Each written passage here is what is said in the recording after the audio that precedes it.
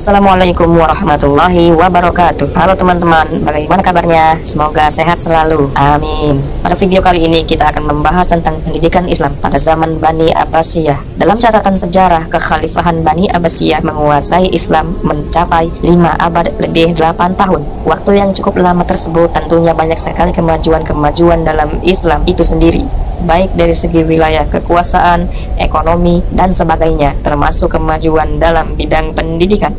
Untuk lebih jelasnya, mari kita simak dengan seksama penjelasan dari Ibu Dr. Junanah MIS. Kepadanya kami persilahkan. Assalamualaikum warahmatullahi wabarakatuh.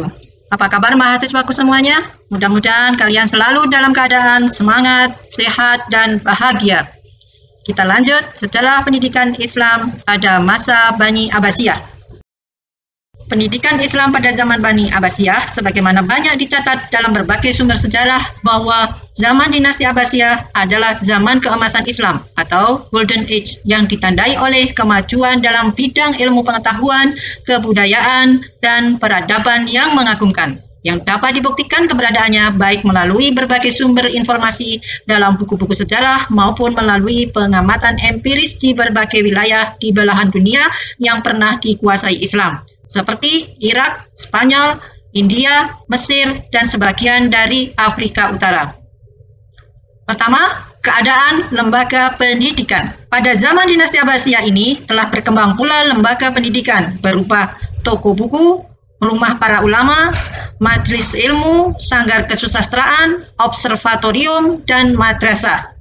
Penjelasan lebih lanjut tentang berbagai lembaga pendidikan Islam yang tumbuh pada masa Abbasiyah ini dapat dikemukakan sebagai berikut. A. Al-Huwanid Al-Warokin atau toko buku. Kemajuan bidang ilmu pengetahuan pada zaman Bani Abbasiyah mendorong lahirnya para pengarang, dan lahirnya para pengarang mendorong lahirnya industri perbukuan, dan industri perbukuan mendorong lahirnya toko-toko buku yang dalam bahasa Arab disebut Al-Hawanid Al-Warokin. B. Manazil ulama atau rumah-rumah para ulama. Pelaksanaan kegiatan belajar di rumah pernah terjadi pada awal permulaan Islam, yaitu pada saat sebelum tumbuhnya masjid. Di antara rumah yang sering digunakan untuk kegiatan ilmiah adalah rumah Al-Rais Ibnu Sina, rumah Abu Sulaiman, dan rumah Imam Al-Ghazali. C. As-Salun Al-Adabiyah atau sanggar sastra. Adapun sanggar sastra dibuat dengan meniru kebudayaan asing yang diambil oleh Khalifah Arab dari para penguasa yang agung yang merupakan tanda penghormatan atas kekuasaannya. D. Madrasah. Berdirinya madrasah ini juga karena ilmu pengetahuan dan berbagai keterampilan semakin berkembang, dan untuk mengajarkannya diperlukan guru yang lebih banyak, peralatan belajar mengajar yang lebih lengkap, serta pengaturan administrasi yang lebih tertib. E. Perpustakaan dan observatorium. Tempat-tempat ini juga digunakan sebagai tempat belajar mengajar dalam arti yang luas, yaitu belajar bukan dalam arti menerima ilmu dari guru sebagaimana yang umumnya difahami, melainkan kegiatan belajar yang bertumpu pada aktivitas siswa atau student centris, seperti belajar dengan cara memecahkan masalah, eksperimen, belajar sambil bekerja, learning by doing, dan inquiry atau penemuan. F. Ar-Ribat. Ar-Ribat adalah tempat untuk melakukan latihan, bimbingan, dan pengajaran bagi calon sufi. Di dalam Ar-Ribat tersebut terdapat berbagai ketentuan atau komponen yang terkait dengan pendidikan tasawuf. Misalnya, komponen guru yang terdiri dari syekh atau guru besar, mursyid atau guru utama, mu'id, asisten guru, dan mufid, fasilitator. G. Az-Zawiyah. Az-Zawiyah adalah tempat yang berada di bagian pinggir masjid yang digunakan untuk melakukan bimbingan wirid dan zikir untuk mendapatkan kepuasan spiritual. Dengan demikian, Az-Zawiyah dan Ar-Ribat fungsinya sama, namun organisasinya Ar-Ribat lebih khusus daripada Az-Zawiyah. Kedua, kurikulum. Kurikulum pendidikan pada zaman Bani Abbasiyah dari segi muatannya telah mengalami perkembangan. Sebagai akibat dari perkembangan ilmu pengetahuan dan kebudayaan, adanya kurikulum pendidikan ini misalnya terlihat dalam pembagian ilmu yang dikemukakan para tokoh sebagai berikut. A. Kurikulum menurut Imam Al-Ghazali. Imam Al-Ghazali ditampilkan di sini dengan pertimbangan bahwa namanya sangat termasyhur dan banyak diikuti di kalangan umat Islam, khususnya kaum Sunni. Ia membagi ilmu ke dalam 3 pendekatan. Pertama, pembagian ilmu dari segi sumbernya. Kedua, pembagian ilmu dilihat dari segi jauh dekatnya dengan Tuhan. Ketiga, pengambilan ilmu dari segi hukumnya. B. Menurut Ibnu Khaldun, Ibnu Khaldun menyusun kurikulum yang sesuai dengan akal dan kejiwaan peserta didik dengan tujuan agar peserta didik menyukainya dan bersungguh-sungguh mempelajarinya. Sehubungan dengan ini, Ibnu Khaldun membagi ilmu menjadi 3 macam, yaitu 1.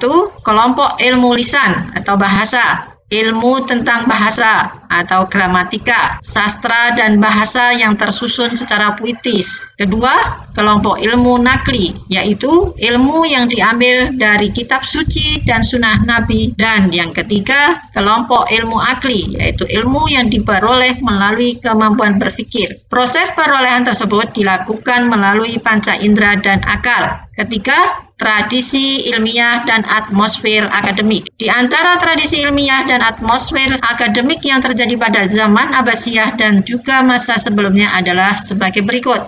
Pertama, muzakaroh atau tukar-menukar informasi. Tradisi ini dilakukan oleh para pelajar dari berbagai daerah untuk saling bertukar pikiran, pemahaman, dan pengalaman suatu ajaran. Kedua, munazaroh atau berdebat. Tradisi ini dilakukan oleh para pelajar dan pakar dalam bidang tertentu untuk saling menguji kedalaman ilmu, ketajaman analisis, dan kekuatan argumentasi yang dimiliki masing-masing ulama. Ketiga, rihlah ilmiah. Tradisi ini terjadi seiring dengan semakin luasnya wilayah kekuasaan Islam dan tersebarnya para ilmuwan pada berbagai wilayah tersebut.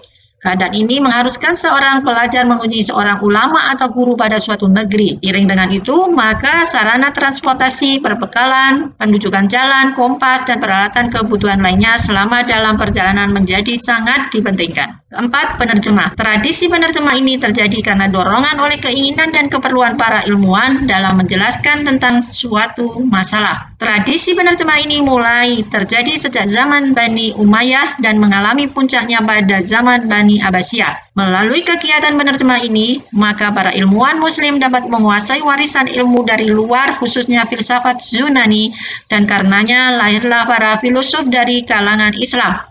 Mereka itu antara lain Al-Kindi, Al-Farabi, Ibnu Sina, Ibnu Rus, Ibnu Maskawai, dan Ibnu Majah. Kelima, mengoleksi buku dan mendirikan perpustakaan. Tradisi mengoreksi buku ini tumbuh sejalan dengan adanya tradisi penghormatan yang tinggi kepada para ilmuwan serta tradisi membaca dan menulis. Dengan memiliki koleksi buku yang lengkap, maka seseorang selain akan dikenal namanya juga akan dikunjungi oleh para penuntut ilmu dari berbagai wilayah Islam. Keenam, membangun lembaga pendidikan. Munculnya lembaga pendidikan ini sejalan dengan perkembangan ilmu pengetahuan pada waktu itu serta meningkatnya kesejahteraan masyarakat. Ketujuh, melakukan penelitian ilmiah. Penelitian ini adalah suatu kegiatan ilmiah yang secara garis besar diarahkan kepada 2 hal. Pertama, penelitian untuk mendapatkan temuan baru dalam bidang ilmu pengetahuan atau teori. Kedua, penelitian untuk menerapkan teori atau konsep menjadi sebuah program atau kegiatan yang secara pragmatis mendatangkan manfaat atau meningkatkan kesejahteraan masyarakat baik secara lahir maupun batin. Kedelapan, menulis buku. Pada zaman Abbasiyah juga muncul tradisi menulis buku. Di antara penulis tersebut adalah Al-Jahid, Imam Bukhari, dan Ibnu Sa'id. 9. Memberikan wakaf. Tradisi memberi wakaf ini terjadi antara lain ketika seseorang yang memiliki banyak harta sedangkan tidak ada keturunan yang merawat dan memanfaatkannya dengan baik, maka harta tersebut diserahkan kepada sebuah lembaga untuk dimanfaatkan bagi kepentingan umum seperti pendidikan, kesehatan, dan keamanan dengan dasar ikhlas karena Allah Subhanahu wa Ta'ala. Keempat, para ilmuwan dan guru. Sejalan dengan perkembangan lembaga pendidikan, ilmu pengetahuan dan tradisi serta atmosfer akademik sebagaimana tersebut di atas, maka pada zaman Abbasiyah ini tradisi pula dengan lahirnya para ilmuwan sekaligus bertindak sebagai para guru. Mereka itu bukan hanya ahli dalam ilmu agama Islam, melainkan juga ahli dalam bidang ilmu pengetahuan umum, seni, dan arsitektur. Di antara para guru yang terkenal di zaman Abbasiyah adalah Ibnu Sina, Ibnu Maskawai, Ibnu Jama'ah, Imam Al-Juwaini, dan Imam Al-Ghazali. Kelima, sarana prasarana. Sarana prasarana pendidikan seperti lembaga pendidikan, peralatan kegiatan belajar, mengajar, peralatan penelitian dan percobaan, terlebih lengkap dibanding dengan masa sebelumnya. Ketersediaan sarana prasarana dan peralatan belajar mengajar ini terjadi berkat adanya perhatian yang besar dari pemerintah serta masyarakat pada umumnya terhadap masalah pendidikan. Pembiayaan pendidikan. Sumber pembiayaan pendidikan ini berasal dari anggaran belanja pemerintah serta dari dana wakaf yang berhasil dihimpun. Dana tersebut digunakan untuk biaya hidup para guru, para pelajar, pembangunan gedung sekolah, serta pengadaan sarana prasarana serta pendidikan lainnya. Menurut catatan ahli sejarah, bahwa pada setiap tahunnya pemerintah Abbasiyah mengeluarkan dana tidak kurang dari 600.000 dinar atau setara dengan 6 miliar rupiah untuk ukuran waktu itu, atau sebanyak 6 triliun untuk ukuran waktu sekarang. 7. Manajemen pendidikan.